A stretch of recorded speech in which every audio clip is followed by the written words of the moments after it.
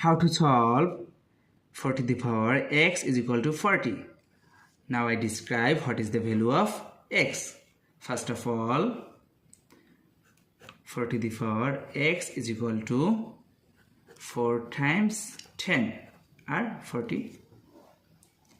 Then log 4 to the power x is equal to log of 4 times 10.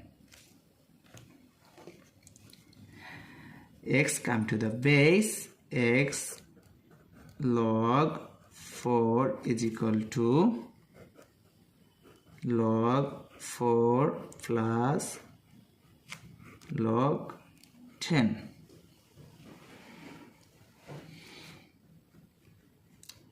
Both sides are divided by log 4,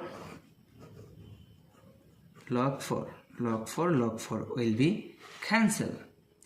Then x is equal to log 4 divided by log 4 plus log 10 divided by log 4.